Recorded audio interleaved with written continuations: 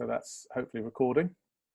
And the topic for today is really about the different ingredients that we need to put into leading a church on that kind of journey towards a discipleship culture. And so I'm assuming there's quite a range of knowledge in the virtual room, and some of you guys will be very experienced with missional discipleship stuff and with the 3DM tools, and others may not be. The assumption on these webinars that we're doing, and we're doing these, we're trying to do these webinars at least every other week, if not every week. We felt convicted recently as 3DM that there wasn't enough of the stuff that we're doing that was just freely available to people, and so we just wanted to get some more of that kind of available.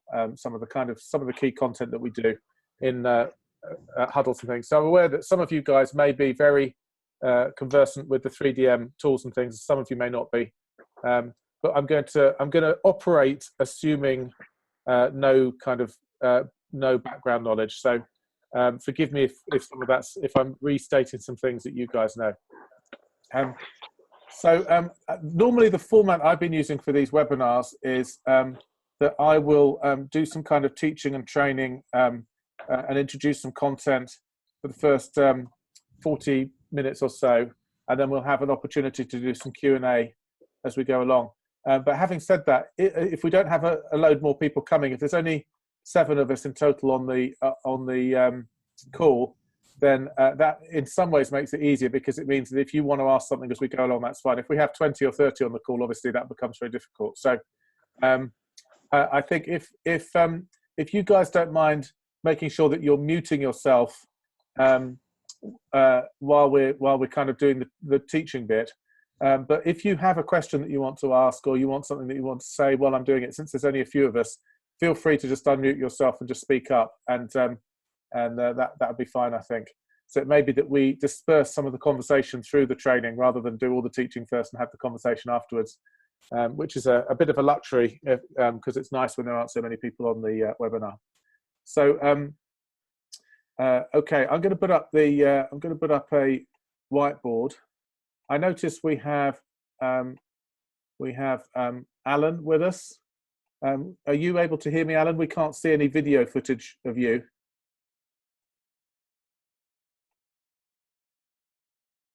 Okay, so maybe not. It might be someone's just listening in, but if so, welcome, and it's good to have you with us. So the journey that we're trying to take folks on with 3DM is generally a journey where we're trying to go from a church that's based on some sort of attractional kind of model. So where often operating within kind of a Christian culture. And someone's just sending a chat, so let me just check. Oh, Alan says no camera and no mic. So that's fine, Alan. I'm glad that you're able to listen in, and I hope that you find it helpful.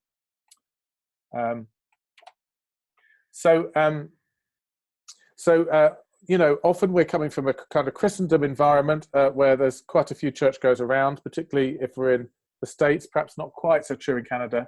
And it depends where in the States you're from. It's probably not as true in Sacramento as it would be in Ohio.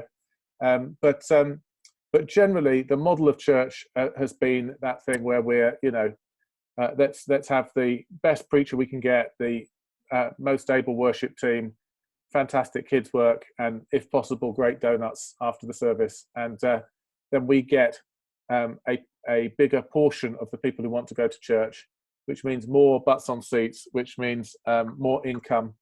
And it's almost like that's the definition of success. And the churches that really manage to do that and get thousands of people are the super successful churches. And really, as many of you will know, if you've already been on the journey with 3DM a bit, we're really trying to ask some fundamental questions about that whole model. And by the way, I'm not just kind of dissing mega churches here. There are very big churches who are absolutely committed to bringing people to Christ and making disciples and so on. This isn't about the size of the church. What I'm talking about there is more the model. There are big churches and small churches that still basically operate off what I would call a spiritual consumerism model, where you're just basically trying to provide the best spiritual goods and services, and hope that means that more people will come to you. than to others. So we're trying to move away from that, and I would say that we're trying to move from a success model to a fruit model. So success would be that we put our time, money, and effort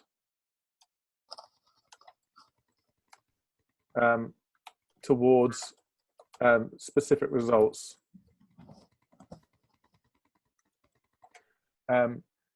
Which, if you're using the normal church metrics, might well be more people and more income. And if you have more of a kind of an evangelistic edge to the church, it may be that you're counting baptisms or new members or things like that, people who are coming to know Jesus. But you've got a particular, I think someone's just joined us. Larry, it's great to have you with us. And I'm just going to mute you, Larry, because I can hear my vocal feed going back through your speaker. So I hope that's okay, but it's great to have you here with us. We've got a particular set of goals, and we're putting our time, money, and effort going towards those goals. And if we achieve those results, then we're successful. And if we don't achieve those results, then we're not successful. And I would suggest that if we're really trying to do church as disciples, that we're instead going for a model of fruit, which is that our time, our money, and our effort go towards trying to be obedient to Jesus and to the Holy Spirit. And what that means is that we're not really asking, setting metrics like how do we get a certain amount of income, how do we get a certain number of campuses, how do we, all those sorts of things. Instead, we're saying, what is it that Jesus has told us to do, and are we actually doing it?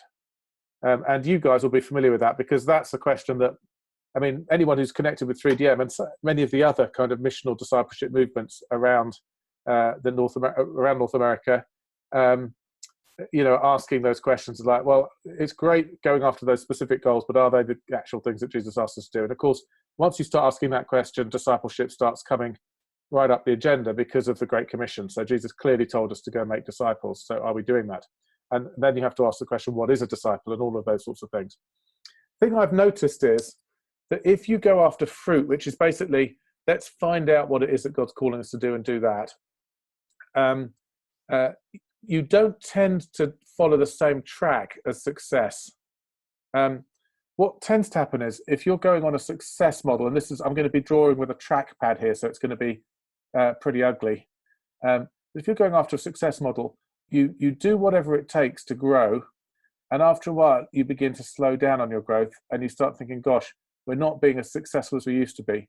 So you find some new things to get some new breakthrough, and you do a new level growth, and you're trying to go from peak to peak and gradually and just continue to be successful.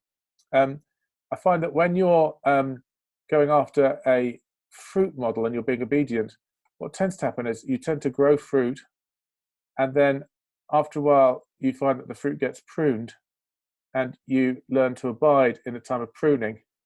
And then as you abide, there comes a time where you get more fruit. This is John 15, obviously. And you grow more fruit, and then you have a time where it gets pruned again, and so on. And that is a very, very difficult way of operating for many folks within Western culture, because we are conditioned to absolutely hate pruning and to only like growth. And we're supposed to try and go from one success to the next. But Jesus is very clear, isn't he, in John 15, that if we're following him, there's going to be times of growth and times of pruning. And I actually think they're very important, because I think that the times of growth are where we learn to manage resource. It's the season of the parable of the talents, for example. The time of pruning are where we get pulled back to relationship. And if we were going to use one of the 3DM tools as a pendulum, a semicircle, where we talk about these rhythms of kind of, the different things that we have to do. And one of them is that we'll have abiding, and then it grows into fruit, and then you get pruned back to abiding. And in the abiding time, you're focused on relationship, and in the fruitful time, you're focused on resource and learning to manage resource. So it's a different way of operating, and it's a way of operating where you have to become comfortable with, for example, numerically times of growth and times of shrinking, and then other times of growth and other times of shrinking. I've been involved in churches doing missional discipleship now for I guess 20 years or so, and all of the churches I've been involved in have seen significant breakthrough at different times, but all of them have also seen significant times of pruning at other times. And it's very counterintuitive for the average hardworking, success-orientated American. So it's just worth kind of saying that, I think, at the get-go. So any comments from anyone on that before we just move on?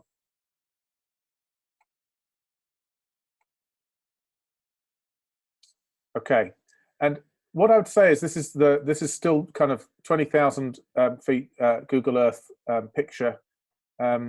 Is in general, when you're trying to move a church from a success orientation towards a fruit orientation, you're moving from delivery, a delivery culture, to a development culture.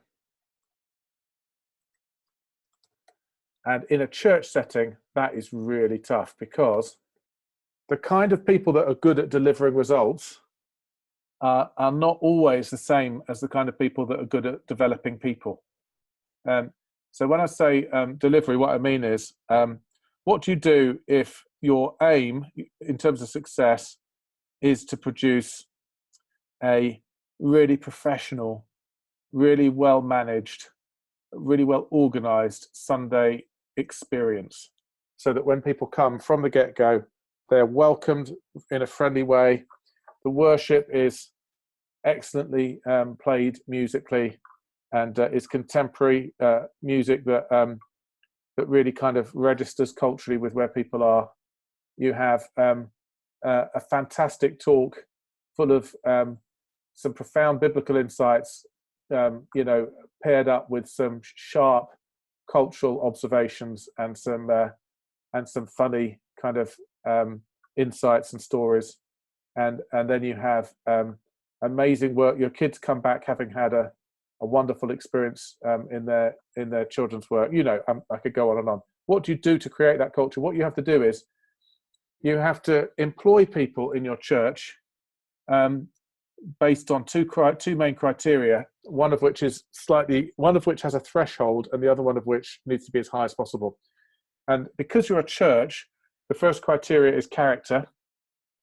And what you do is you have a threshold of character. You say they need to be at least this godly. So you're not going to employ somebody who's got a record of stealing stuff. You're not going to employ someone who has a noticeable alcohol problem, or those sorts of things. You're gonna make sure. But more than that, you want somebody who prays, and you want somebody who loves God. And there's a threshold. Is this person's character good enough? And as long as their character is good enough, then you go for the second and the equally important criteria, which is competency. And what you want for someone who's going to deliver well is you want sky high competency. You want them to be as good as possible. Yeah, you want them to be excellent. And then the way that you deploy people is you get your best people doing the most important jobs, and you get them doing it forever, those jobs forever, until such a time as you have someone who's better. The problem with that is that in some of the key jobs, for example, the teaching on a Sunday, you may never find someone better than the kind of leader that teaches well enough to, say, gather a crowd of 2,000 or 3,000 people. Which is why the average life expectancy of a megachurch, which in the US is usually counted as 2,000 plus, and the lifespan being the time at which that church is more than 2,000 on a Sunday, is, I think, on the most recent information I saw, 14 years, which coincidentally is the same as the tenure of the founding leader usually. So basically, while you've got the person in the position who can deliver the teaching that people want, everybody comes, and then when they're not there anymore, it then starts to shrink. So that's some of the background there with delivery, and then with development, it's the other way around. So with development, developing people, that means you've still got those two criteria, but instead now competency is a threshold. They've got to be good enough that they're not going to be, they're not going to actually become an obstacle to be able to do the things that you want. So they have to be, so a worship leader, they have to be someone who loves the Lord and who can lead worship well enough that people aren't going to be distracted by their lack of competency. But the thing that you're going for as high as possible is character. You want somebody who's absolutely going for it with the Lord and who's prepared to embrace the cross and do whatever it takes. And particularly what you're looking for in terms of their skill set is you're looking for someone who can build team and who will invest into others and raise up others. And what you're doing is you're sacrificing some of the competency in delivery in the short term in order to get long-term sustainable multiplication and movemental growth. It's just a different way of thinking, isn't it? So the top line there, the success line, tends to be a hire and fire culture based on competency. The second one tends to be that you build strong family type team based on, with seniority coming from people's ability to raise up team and people's willingness to go there first. In the first one, you're looking for people with, primarily with intellectual capital. I don't know if I can fit that on there.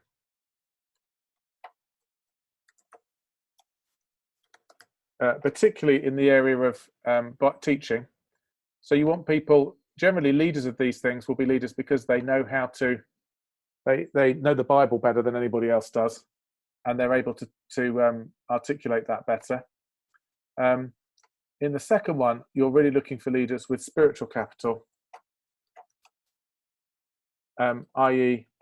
people who actually are prepared to go to the places they're asking people to go to. And you're not looking for perfect examples. There aren't any perfect examples apart from Jesus. You're looking for living examples, people who are prepared to be vulnerable and honest about the journey that they're on, but who actually are actually teaching and training out of their own experience rather than just out of a kind of learnt knowledge. In the Greek, I guess it would be epignosis rather than just gnosis. Those two different words for knowledge in Greek. Gnosis being learnt knowledge, epignosis being experienced knowledge. So you're looking for people who are operating out of that. So there's some of the background things, and I'd say that that shift in culture is one of the biggest, most difficult shifts in culture, even for a small to medium church. I'm not just talking about big churches here, but if your church has been founded on all of those principles on the top line, there's a significant spiritual battle in shifting so that the expectations are on the second line. And one of the problems is the people who are really good at the top one are not always really good at the second one. So you'll go through a season that's difficult, a season of pruning, where people who've been used to being very highly valued are feeling now as if they're being undervalued because the skills that they have to offer are not really the things that you're trying to do. So that's one kind of background thing there. And then the only other one I wanted to talk about is the other shift that you're trying to do is you're trying to do a shift in the social contract between you and the people of the church, between the leaders and the people. In fact, I'm going to do like that.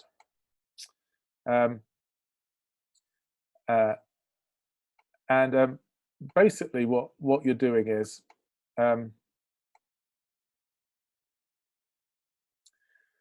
in the first picture there, it's what I'd call pastoral church. That kind of shell around the edge, if you like, that's the key team, that's the staff, that's the leaders inside the circle of the people of the church.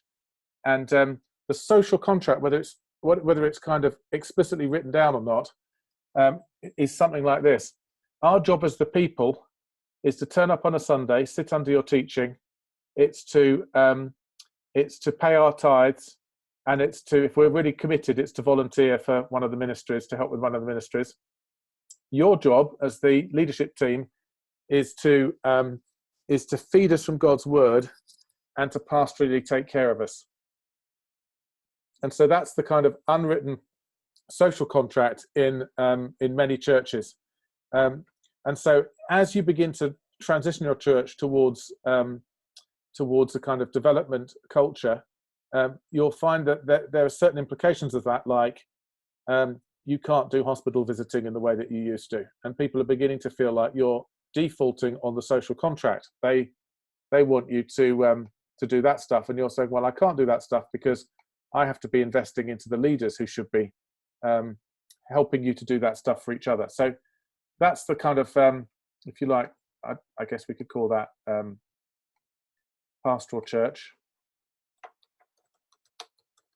If you did a little thought x-ray of the people there, it would be, we want to be fed from God's word and looked after while we try to be good people in a bad world. Yeah. And then the other model that we're trying to move it towards is where there's a different social contract, where that red dot in the middle, that's the staff, that's the leadership team. And what they're doing, the social contract is now, the people would say, our job is to be community together and look after each other, and to lay down our lives to reach the last, the least, and the lost with the good news of Jesus. And your job as the leaders is to resource, equip, and train us to do that, and support us as we do it, and make sure that there's the right structures and so on in the church to help us to do that well. And that's what I would call probably call missional church. And I think as we talk about this, we can see why it's so difficult to make the shift, because we're not just talking about doing groups a little bit differently. We're talking about a whole a whole different fundamental understanding of what church is about, what church is for, not just from the leadership team, but from the members of the church as well. So that's some of the background stuff I just wanted to start with, and then I want to go on to thinking about what do you actually do, how do you start to make some of that change. But I just any questions about that, any comments about that, reflections from your own experience from anybody? Remember to unmute yourself if you want to speak up.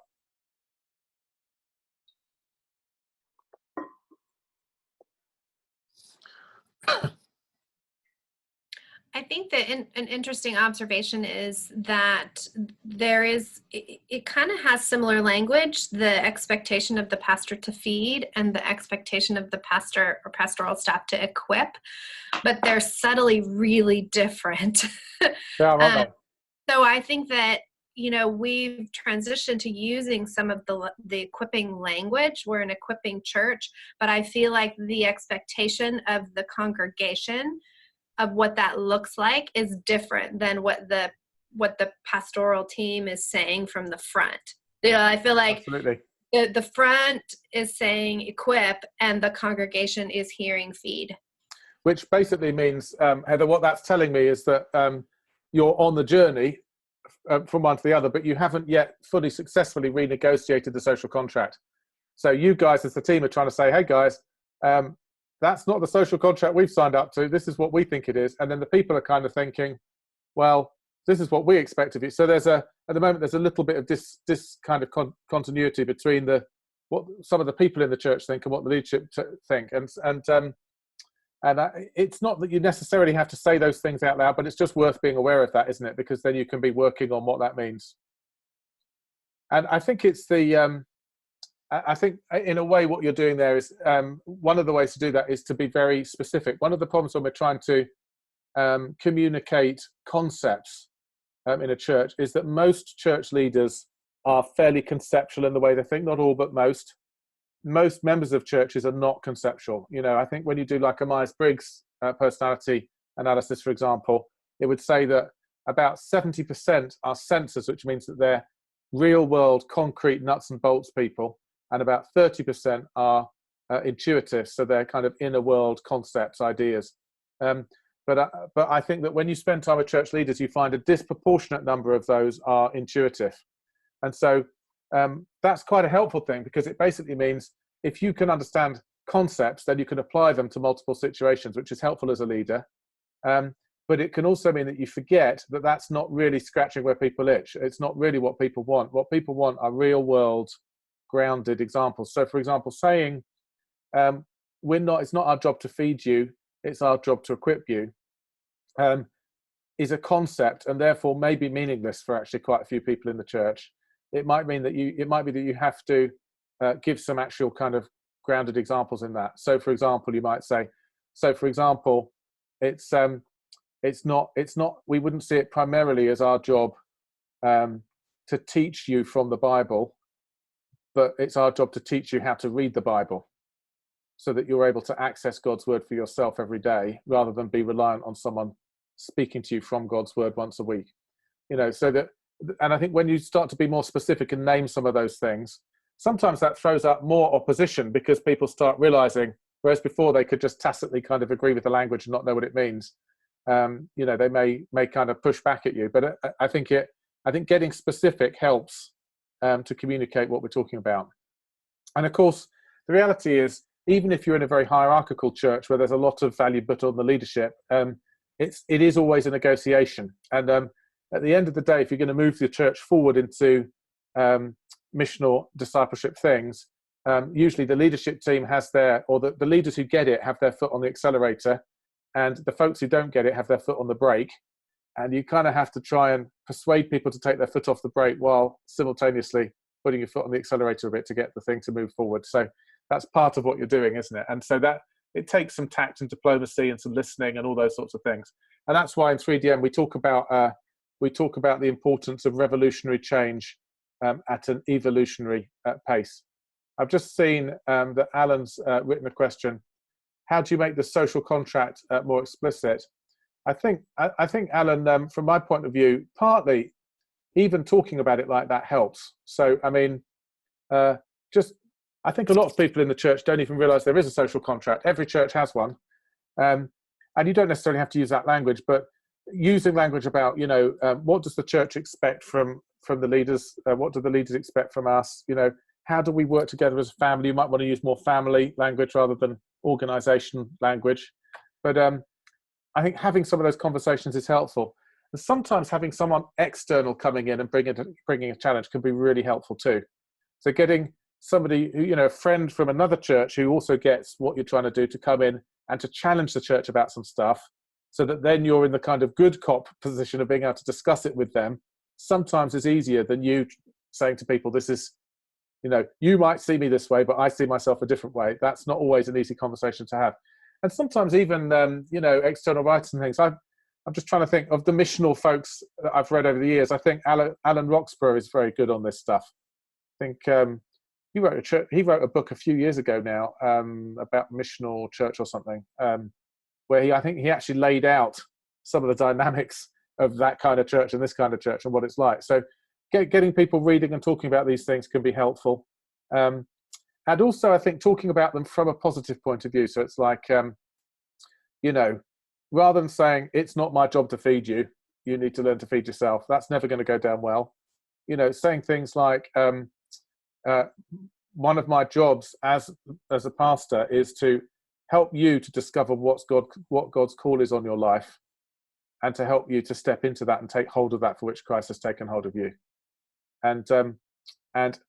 One of my jobs is to help you to learn to depend on the leading of God and the work that God's done in your life and the things that God's calling you to day by day, so that you're equipped to be able to do the things that God's called you to do. So those sorts of things. I remember we had a little campaign in our church back in the UK a few years ago, where we had a couple of years where we had people coming up on a Sunday who were in everyday walks of life, not clergy, and talking a bit about what it meant to walk with God in that setting.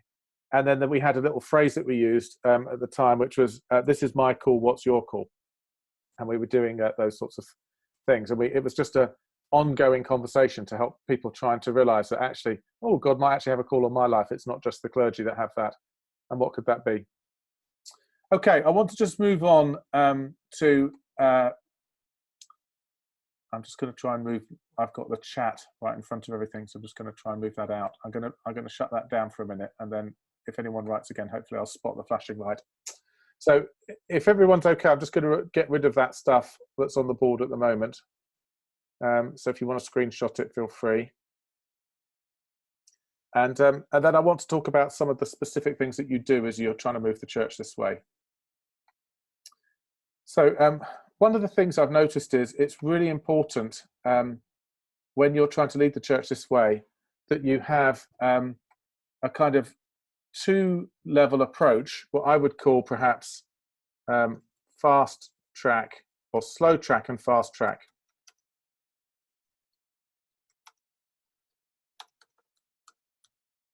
Slow track and fast track. And what do I mean by that? What I mean is that you're going to have some people in the church, more of the settler type people, who are not necessarily against what you're suggesting. It's not that they don't want to do it, but it's just going to take them a long time to engage with any dramatic changes, anything that's different from what they used to. I always feel like as we're trying to get the church to move, if someone is just sitting on their butt in the dust and refusing to move, then we can leave them behind. But if someone is actually moving, no matter how slowly, we have a duty of care that we have to stay with them. And I think that's one of the frustrations for pioneer leaders, is how slow some people want to move, and that can be quite a big portion of the church. So in a way, we have to kind of be ambidextrous as church leaders if we want to bring in a missional movement. It's a bit like that, pat your head, rub your stomach stuff. You have to there's two things at the same time, which is you're trying to identify the key pioneers who really are prepared to go after this and invest enough time in them to help them to succeed. So you start to have some examples to the church of the kind of end goal of what kind of thing we're looking at. Maybe that might be, for example, people planting missional communities or something like that. That's planting a missional community. Starting a proper functioning missional community is a difficult and pioneering job that you need robust, spiritually mature people who are prepared to do whatever it takes and who've got support from you or from the leadership team to make that happen. Certainly in the early stages. Later on in the development of missional discipleship, you'll find that you hit a certain tipping point where somehow it seems to get easier for everybody and it becomes the norm. But in the early stages, it's tough. So you're investing some time into that, and at the same time, you're helping everybody to move on a bit in the things of, in being disciples. And so one of the things I think is really important is that we have a continuum of involvement in a church. I've seen a lot of churches that said, right, we're forgetting all of our small groups and everything else, and we're only going to do missional communities. And if you do that, all that happens is that everybody just does what they were doing before, but now they just call it a missional community. Yeah, and it's not really one. It's just all you've done is dilute the brand name, or dilute the. You really want a situation in your church where what it says on the can is what's in the can. And so, for example, this is an example. This isn't the methodology that you should use. I'm just giving you an example of what we've done. But at Grace Gathering, where I am, we have three main kind of categories of the ways that people get together. We talk about gatherings, we talk about groups, and we talk about communities. And the way that we define that is just on what your commitment is. So to us, gatherings are things that only have a one-off commitment. So Sunday service is a gathering, but we would also have some youth events that are just a one-off. We'd have lots of things during the year where all you have to do is turn up at that one thing. We might have some missional events that we do. We might have, for example, we might do a newcomers welcome meal or something like that. Those are all gatherings. Groups, the commitment is programmatic. So if you might have a group that only runs 5 times, over 5 weeks, or you might have a group that's run for 5 years. But if it meets from 7 through 9 on a Wednesday night, your only commitment is to turn up 7 through 9 on a Wednesday night. And so that might be a Bible study group, or it could be anything. It could be some training that you're doing, but it's a programmatic commitment. And then for us, communities they might have a fixed time in the week. They might have a fixed meeting as part of what they do. So they might still do the 7 through 9 on a Wednesday. But if you're in a community, your commitment is that it's not just to that programmatic event. You're committing to do shared life with those people. So you're looking for additional extra interactions with them through the week. You're probably involved in some shared lifestyle and activities. You maybe even live near each other. Or if it's more of a network type community, maybe you all go to the same school or something and you're interacting and you're trying to reach out to people there. And what we want is we want to have opportunities for people to connect with the church right across that continuum. And it's really important because, for example, if you don't have groups available in a church, obviously it depends on the size of your church. Let's say you've got a medium-sized church, maybe you've got a couple of hundred people in your church. If you only have some missional communities, maybe you have 2 or 3 groups of people who say, yeah, we're going to start some missional communities. If that's the only option, then what's going to happen is those missional communities are going to get swamped by Christians who just want somewhere to be looked after. And instead of being able to get on with doing mission, those missional community leaders are going to end up pastoring Christians. And there's nothing that will stop a missional community being successful quicker than pioneering evangelistic or apostolic leaders who are forced to spend all their time looking after Christians. And so there have to be something else that people can join that means that they're feeling like they're being trained, they're being equipped, they're being helped, they're on the journey, but they don't have to kind of go and be passengers at those kind of really full-on spearheading missionary groups. But what I would say is that as you're developing that, it's really important to have a couple of things that you begin to put through everything. And these are 2 3DM shapes. And if you guys know 3DM, you'll recognize as soon as I do the shapes what I'm talking about. But it's the triangle and the circle.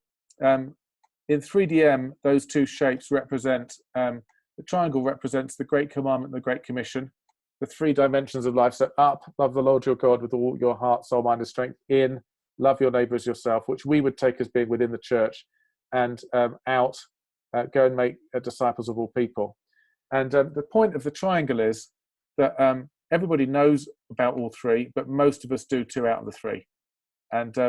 And so one of the things that you're doing in all of these groups is you're saying, guys, you can just do a Bible study group if you want to, but it needs to have an upward and an inward and an outward component. So up until now, you've just gathered people in your home, and we know that you're a great teacher, and you've been doing a series on Romans, and you've been kind of teaching them, from the Bible. It's been great for them, and they're all making notes and filling in the blanks or whatever it is. That's great. But actually, it'd be really good if there's an inward component. So maybe if you start at 7, maybe for the first half an hour, you just have some donuts or you have some dessert or something, and you just let people spend a bit of time chatting and getting to know each other. And then there needs to be an outward component. So perhaps when you get to the bit that talks about, the missional bits of the study that you're doing, how will they know if they don't hear? How will they hear if we're not sent? Those sorts of things. Perhaps you can do an exercise with them that helps them to start to identify people in their workplace or people in their neighborhood who don't yet know Jesus. And you can start, as part of the response, praying about it together. So you're trying to get it so that there's the up, the in, and the out dimension in all of the continuum. And the other thing that you're trying to do across the whole continuum is the circle, which is, I haven't got time to teach that today, and I'm assuming that some of you know that, but it's basically, that's based on Mark 1:15. The time is now, the kingdom of God is near, repent and believe the good news. And it's basically about how we process. And it's about repenting, metanoia in Greek, change the way you think, and believing, pisteo in Greek, step out in faith. Change the way you think, step out in faith. And it's based around Jesus saying the time is now. He uses, the word used in the Gospels in Greek is kairos. It doesn't mean the tick, tick, tick time. It means there's an event. There are events where God gets our attention and we can engage more deeply with the kingdom. So the 3 questions that we ask, and the picture of the circle is that we kind of go round this process of learning. The 3 questions we ask is, how is God getting my attention? And anybody can answer that. Any Christian can answer that question. The second question we ask, which has to be done together with others, is what is God saying? So any individual can say, this is how God's getting my attention. But according to, for example, Paul in 1 Corinthians 14, it's the body together that has to weigh what it is that God's saying. So you process with some other people, what's God saying here? And then the third question is, and what am I going to do about it? That's the pisteo, that's the believe, step out in faith word. So how's God getting my attention? What's God saying? And what am I going to do about it? And that culture going through everything seems to be really key. So, for example, coming back to that hypothetical Romans Bible study, we might be saying to the person, yes, we'd love you to do that Bible study, and I'm sure there's lots of people who benefit from it in the church. But rather than just letting them make notes or doing a kind of fill in the blanks for the information that you're giving them, when you've done some of the teaching, could you get them to get into little groups and ask those 3 questions? As we've been doing this passage, how's God been getting my attention? And what is it that I think that God's saying to me as I'm processing that with you? As we process together, that we observe and reflect together, let's try and dig down to what God might be saying. And then actually to be accountable within those groups, what's the question that you would like me to ask you next week about what you've actually done about it? So that, you've actually got some motivation to engage with doing something about this. So there's a kind of mutual accountability. And what I found is that those two ways of operating, the up and out and the how's God getting my attention, what's God saying, what am I going to do about it? You can start doing those even with folks that are miles off being prepared to do a missional community, miles off being prepared to, move house to live next to somebody, to try and reach a neighborhood and start to orientate their whole life around being missionaries, which is really what you're talking about right up at that end of the spectrum.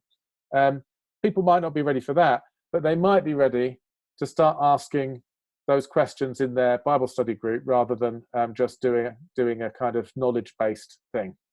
So that's one of the things that I think is really important. The fast track here would be that you're spending time specifically with those people up there, but the slow track is that you're doing the triangle and the circle in all of the things, and you have a range of different activities in the church that people can engage with. So any comments on that, questions, thoughts about it? I've packed a lot of things into a little bit there.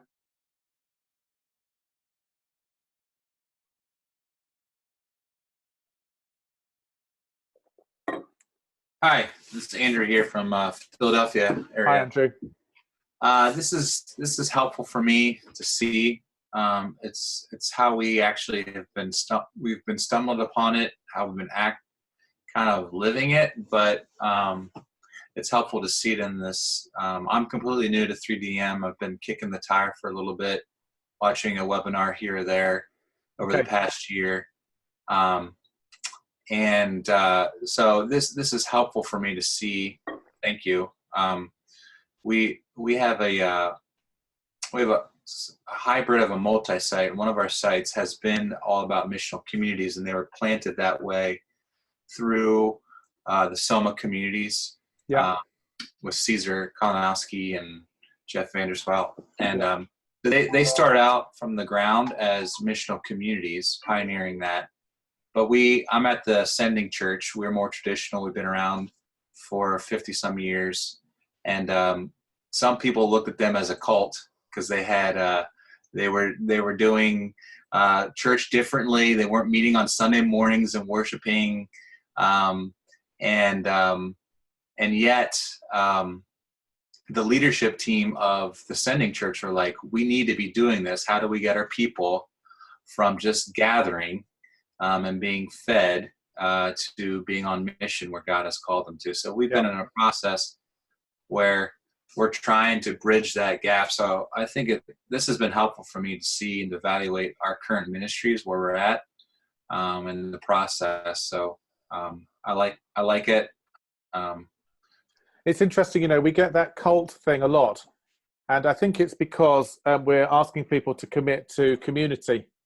And I think America particularly, I don't know whether Canada's the same, but the US is so individualistic that people are very suspicious of any kind of, intentional community outside of maybe your family, your sports team, your school, or your church on Sunday, And so, I think we've actually found it is quite helpful sometimes to have some out loud conversations about cultishness and what it is, because cultishness is actually about control, isn't it? And what we're actually trying to do here is an experiment in low control high accountability church. It's low control is, it's not my job to tell you what your mission is. That's your job to find out before the Lord. And you tell me, I mean, who's God calling you to reach? What's God telling you to do? That's the low control. The high accountability is, ask, what is God saying to me? What's God calling me to do? And then when you know what that is, tell me what you want me to ask you, or tell the leadership team, or tell the people you're accountable with, what do they want you to ask? What do they want me to ask you in 2 weeks' time? So that what we're doing is we're holding each other accountable that we actually do what God told us to do. Because I think a lot of people who start doing that, they really start to grow spiritually. And the testimonies we hear is, it's like, wow, well, in the past, I kind of half heard what God might be calling me to do, and I kind of vaguely acknowledged it, but put it on the back burner. And 3 years later, I still haven't really done it. You know, now I'm talking to people regularly, and I'm sharing what I think God's calling me to do. And then 2 weeks later, or a month later, they're saying to me, well, did you do it? And I'm finding the weird thing is that when I actually do what God's telling me to do, then he tells me what to do next. And suddenly these folks begin to really grow. There's a real trajectory of growth that they've never had before. So I think just that one thing, I think with all the things 3DM do, if you could just get that one thing in your church where there's a culture where people start to basically ask whatever the appropriate language is for your church. It might not be the same language, but basically ask those questions. Yeah, how's God getting my attention? What's God saying? What am I going to do about it? And being prepared to be accountable with others about that question. I think that one thing is actually quite a game changer that begins to do transformation in a church. So yeah, hopefully that's helpful. I've had a comment from Alan saying, how will people move from groups to communities? Very helpful, Alan. What we tend to do is we have this continuum, but we tend to, in the church I'm in here, we tend to also try to have both on-ramps to all of those things. So, you know, some people who haven't even been Christians before, they come to faith, the first thing they do is they join a community. No one's ever told them that's not what you do. Awesome, you know. Other people who've been going to church all their life and have been taught that what you do is a Bible study on a Wednesday night are much more resistant, weirdly, even though they've known the Lord for years. One of the things that we do is we tend to try to have some things going on in the church that kind of act as bridges from gatherings to groups and from groups to communities. So, for example, we're just about to do we have a get to know you mystery dinner thing that we do about 3 times a year in our church, where people volunteer, people who've been members of the church for over a year volunteer to host, and anyone can sign up to just be invited, and they just go and they get invited to someone's house, they spend time and have dinner together with a group of maybe 6 to 8 people, and it's still a gathering because you've only agreed to do that one thing, but what you're doing is you're showing them what it's like to be in a group, you know.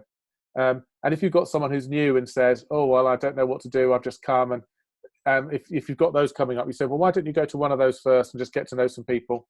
And sometimes we don't just have individuals hosting those, we'll actually have existing groups hosting them. So it might be that there's a particular house group or something, or home group, and they say, yeah, we'd like to host a dinner, and so people come and hang out with that. So we'll do things like that. We have a group that we call a discovery group. So discovery group is 10 weeks. So you're just signing up to 10 weeks. It's only on the night that you go. So it's a group that, you know, it's programmatic. But what you actually do on that group is you do the things that a missional community does. So you hang out, you eat together, you have a little time of worship, you have some time exploring God's word. We tend to use the Discovery Bible method for Bible study in missional communities because it's very low maintenance. So that would just be that somebody reads a Bible passage, and then you have 4 questions that you ask. This is the way we do it. The 4 questions would be, what does this passage tell me about God? What does this passage tell me about... Oh, sorry, no. The first question is, what did I like about the passage? The second one is, what's it tell me about God? The third one is, what's it tell me about myself? And the fourth one is, what do I think I should do about it? And so we'll often just read a passage, and we'll sit around and we'll have that conversation. And then usually at the end of that time, we'll split into smaller groups for about 15 minutes or so. Sometimes we'll do the last couple of questions in the smaller groups, which is a bit more of an intimate setting. You know, what's this tell me about myself and what should I do about it? but usually those groups will also pray for each other, pray for any needs. Say the passage has been a passage on, I don't know, forgiveness. We ask the Christians, the team, to be quite vulnerable because we find that really helps. So say it's been about forgiveness and sin. When we go into the small groups, in the missional community that I'm in at the moment, we tend to go into gender-specific groups at that time. So men, women, boys, girls. In the men's group that I'm in, I and the other Christian will be, in that particular group, will be really quite vulnerable about, say, if it was a passage on forgiveness, we might be quite vulnerable about sin in our life and where we fall short and where we feel bad about that. What we find is that really helps people of peace, people who aren't yet Christians, to be vulnerable as well. And, if we've got the light of Christ in clay vessels, I don't think it helps people to see the light if we paper over the cracks in the vessels. It's better to let the light of Christ shine out through the reality of who we are. And so we'll pray a bit together, and then that's it, really. So people could sign up for a discovery group, and they basically just do that 10 times, and it'd be a way of finding out, do I actually want to be part of a community, a missional community, or not? So we tend to have these kind of bridging groups as a strategy to help people to move from one to another. But we don't have a strong kind of value judgment. It's not like, oh, the people who do missional communities, they're the real Christians and no one else is. We would recognize that spiritual maturity might be a factor in moving from left to right, but there may be other factors like, for example, stage of life, what you're doing. It might be that you were leading a community at one point, but now God's called you to take a particularly busy job. You're at a stage of life where you've got lots going on with your kids. You just can't do that. And what you actually want to do is be in a small group for a while that just has a balance of up in and out, but isn't quite so full on as a missional community. And that's absolutely fine. So we're trying to, on the one hand, help people to move from left to right, but on the other hand, not to put a very strong value judgment on where people are. It's our job to serve people by resourcing, equipping them and training them from wherever they are right now. So I hope that answered the question, Alan. I know that you can't speak back to me at this point, so I hope that was helpful. Any other questions on that stuff or comments? Excellent. This is Sue speaking. Hi, Sue. We are just, as a church, making a decision to move towards intentional discipling and missional community, although I've been involved with it for 2 years. We're just catching the vision now, and this is great help because we're a traditional church. So to get all this information about how to start to introduce these things with these questions, with the triangle, with the circle, that's really helpful. Thank you. Oh, good. Well, I'm aware that some of you may need to finish. Some of you may have only allocated an hour to this webinar, so it's absolutely fine if you need to go off. But there's one other thing I wanted to just share there, which may be helpful. So if you need to leave, feel free. And I'm recording this, so you'll be able to get hold of the other stuff if you want to. But I'm just gonna clear that screen. So if anyone wants to screenshot that, now's the time. Is everyone good for me to just clear it? Okay. And I just wanted to, I've copied this on my iPad, and it's supposed to paste onto this. So we'll see if it works. Nope, it's pasted my Zoom instead. Hang on, I'll try copying it again. I just wanted to mention, in terms of the everyday folks, in terms of the slow track, if you like. Let's try again now.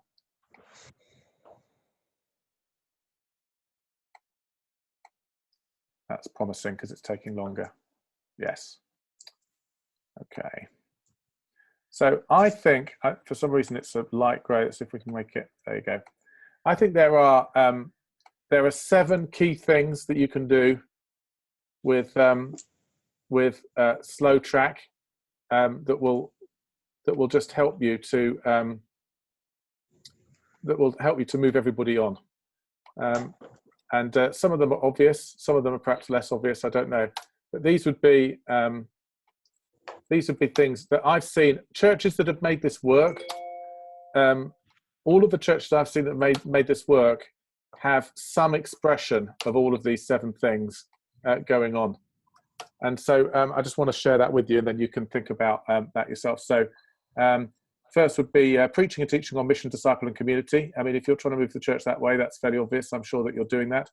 Second one, we've just talked about the continuum of involvement. For example, Catherine's group's community. So I gave you a bit more detail on that one, and the culture of a circle and triangle and everything. So we've done those two. Some other things. An evangelistic tool everyone can use, I think, is really key. I think there are actually three kinds of evangelistic tools you need in the church. I think there's the evangelistic tool. There's something that you do centrally, or that you do in some supporting way, that people can just come to. So, for example, you might run an alpha course or something like that, something that people can actually come to and they can bring people to, and there's some sort of evangelism thing that goes on there. That's very helpful. The second one would be that you have a simple simple way of explaining the gospel that everybody's been taught. It doesn't have to be the best way. I mean, the way we do it at Grace Gathering is everybody has 3 circles: beauty, brokenness, and birth. And it helps people to talk about the way God created us, what happened in the fall and sin, and then what Jesus wants to do in our life. And I don't think it's necessarily the best method I've ever heard, but the point is, the people who are good at it, the evangelists, they'll have multiple methods anyway. The point is that everybody's got some way of explaining the gospel and you're teaching them. So that'd be the second thing. There's a tool like that. And the third one would be that you have some sort of resource that people can take somebody through, like a Bible study or something like that, if they're at the point where they're really saying, yeah, I want to know more. And we have something called a Seeking God study that people have access to, which is a 10-week Bible study, where if you've been spending time with neighbours or whatever, and you've got to the point where you've shared some things and they really want to know more, you can invite them to do that. So those might not be the right tools for you in your context, but 3 kind of things, 3 kind of evangelistic tools that everyone can use. It's really important. There's an awful lot of people in your church who care about seeing people come to faith. They'd love to see that. They just don't know how to do it. So doing some of that training, I think, is really key. The 5th one would be one-to-many discipleship, not one-to-one. A lot of churches that are really beginning to move into discipleship and understand the importance of discipleship are still using a model of mentorship, which we tended to inherit, which I suggest is not Jesus's model. So Jesus had 12 disciples, and he spent almost all his time discipling with all of them or with groups of them. And then when he did do some one-to-one, even something as important as the reinstatement of Peter after Peter had denied him, it's everyone around the campfire, and then Jesus says, hey, Peter, let's just go for a walk for 10 minutes. And even then, John was following on behind, if you remember. Yeah. So it's not that you never have one-to-one conversations with people, but if you set up an expectation that being discipled means I have an hour with a mentor one-to-one every week, it's not a multiplying model. It's not a lightweight, low maintenance model. It's just going to kill everybody. And it's going to stop you from being able to grow. You've got to have something where the people who understand and who are mature and understand the principles of discipleship multiply themselves rather than just do addition. And one-to-one discipleship really can make that difficult. The 6th one would be spiritual power. You're going to be hitting major spiritual battles. I mean, that cult thing that you mentioned, and is it Andrew? Andrew is, I mean, it sounds like it's kind of spurious, but I mean, we've actually seen entire churches taken down by those sorts of accusations. I mean, it's crazy. And it absolutely can happen just with people saying things in an unguarded way or, feeling a bit defensive, but it equally can become a demonic attack. And so it's really important. One of the things that we found is that if you're basically just trying to lead God's people well and give them a good time on a Sunday, the enemy is opportunistic and he hates Christians. So he'll always have a go at you if he can, but you're not really on the radar. And this is not to do with the size of the church. What we've found is that as soon as the church really becomes serious about trying to build a multiplying missional movement out of the local church, boy, are you on the radar quick. And the enemy will start pulling out the heavy artillery to try and take you out as a church. So we don't need to be frightened about that, but we do need to make sure that we're building a prayer culture in the church at the same time as we're building a missional movement, and that we're walking closely with the Lord, and there's lots of prayer. With the worship, I'd say it's about increased engagement in worship. So moving away from a consumer society, consumer church, where, the focus is on whether the worship's been good or not, and how, whether we've enjoyed the worship, into a thing about whether we're able to offer a sacrifice of worship to God. So in our church, we've come from being a Bible church. When I first came to the church just 4 years ago, a Sunday service was maybe a couple of contemporary songs and a hymn and 50-minute sermon. That was it. Now we would have probably 20 to 30 minutes of, probably 20 minutes of worship, a shorter sermon, and we'd have prayer for healing and things at the end, which is a big jump for us as a church, because we never did that stuff before. And during the worship, we've been teaching people to engage more. So we've been saying, we don't just worship with our brains, we also worship with our bodies. During, in the ancient times, the Jewish people would raise their hands when they worship. You might want to lift your hands during this next song, or during a song perhaps that's focusing on the majesty of Jesus or what he's done for us on the cross. It may be appropriate to kneel during this song, and if you want to do that, that's absolutely fine. And we found that as people have become more expressive and engaged in worship, the sense of encounter with God on a Sunday has gone significantly up. And we're actually having people saying, wow, I really like this church because I really feel like I meet with God. We're a conservative evangelical church. I'm not talking about embracing, say, a charismatic culture, although, I'm not saying there's anything wrong with that, but that's not where we are. But it's not about disorder, it's not about emotionalism, but it's about recognizing that sitting still in our seats when we're trying to worship the God of the universe is just as fleshly as swinging from the chandeliers, and actually part of our discipleship journey is to help people to engage with worship. And I would also say beginning to engage with the spiritual gifts is important, particularly prophecy and healing. And that's because if we're going to imitate Jesus, we need to learn to do the things that Jesus does. And so I think the question for most churches in America, if you're going that way, is how do we do that in a way that is godly, ordered, biblical, respectful, not crazy, and not manipulative? And most evangelical churches I know that don't engage with those things use the ordinary evangelical response, defense mechanism, if you like, which is theology, to explain why they won't do it. But actually, when I've dug under the surface, it's not usually theology. It's usually poor practice that they've seen, examples of poor practice that's made people nervous of going there. So, for example, we would say, if you think God might be saying something to you for somebody, because my contention would be that hearing God is the basic birthright of every Christian. John 10, the sheep hear the shepherd's voice. Prophecy is more hearing God for other people. So it's not just the kind of shoulder tap prompt of the Spirit to do something. It's actually hearing something for someone else. Maybe a scripture comes to mind, or maybe you see a picture for somebody in your imagination or something like that. What we tend to say to people is, if you feel that God's asking you to share something with somebody, don't put drama on it. Just say what happened. Just say, hey, this is weird. When I was praying for you, this scripture came to mind, or this picture came into my mind. Do you think that might be God?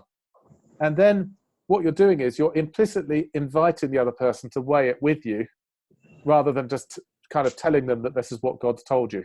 So it's a much more biblical approach. And we have teams praying for healing at the end of the service. And again, we just have certain guidelines.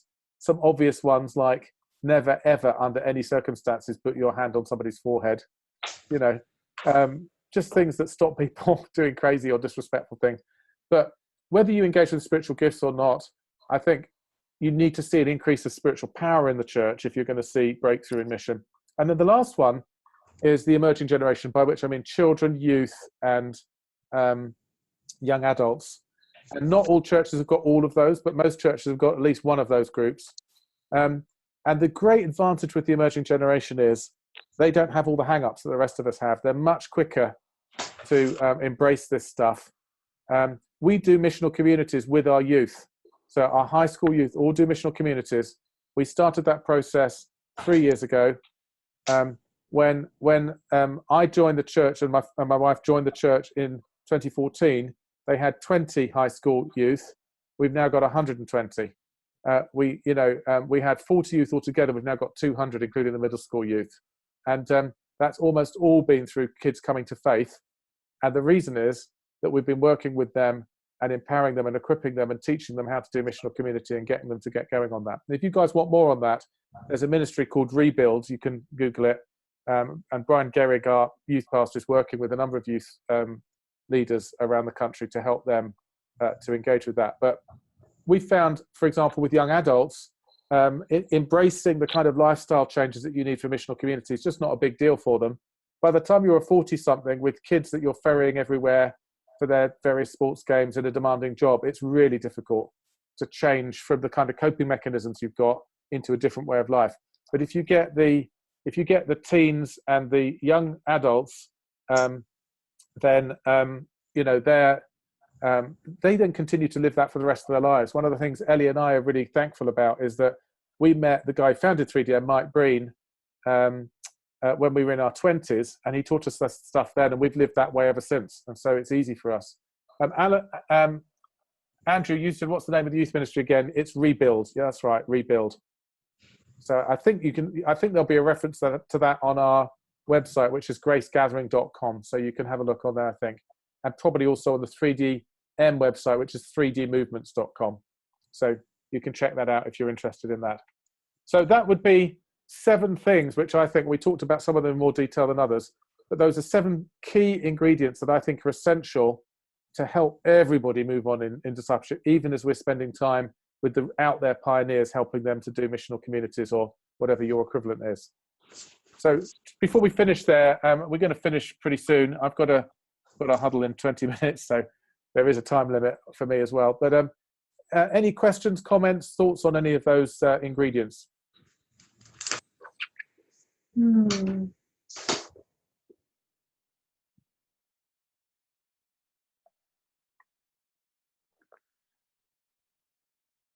That's great, Paul. Good. I hope that was helpful. Oh, Thank good. you. Thanks, Heather.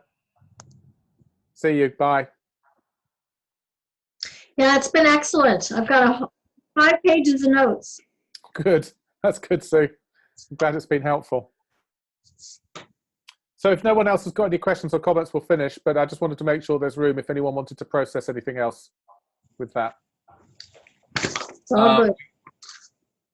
Will you be sending a recording of this via email? I'll send a copy to Jo Raps, and she'll hopefully put it into the 3DM newsletter. So if you don't get that, you might want to sign up for that, and then you'll any of these resources, they'll tell you how to get it. But basically, we put it on Vimeo. So there's a 3DM account on Vimeo where we put all of these kind of webinar webinar recordings. I'm just trying to think. I think if you go onto the 3dmovements.com website, there'll be an opportunity there to sign up onto the newsletter if you want. And I think the other thing is there probably will be posted on the website as well. If probably I'd just give it time to get it up there. If 2 weeks from now you've not got it, just drop me an email and I'll send you the URL. Great. Well, thanks, guys. Thank you for the questions and thank you for giving the time to be with me today. And I hope it was helpful. Very. Good. Did everybody get that last screen shot if they needed it? Mm-hmm. Okay. Great. Well, perhaps I'll just pray and then we'll finish. So, Lord, we just want to thank you that you've called us all to be missionaries and to help our churches to be missionaries and disciples. Just pray for each of us, Lord, as we continue to press in on this in our churches for wisdom and discernment as to what the next thing to do is. And pray that you'd help the people in our churches to really engage with this. We really would love to see missional movements growing out of the local church across North America, Lord. So we just commit that to you and pray that you continue to guide us, Holy Spirit, as we go forward. Amen. Amen. Guys, good to see you.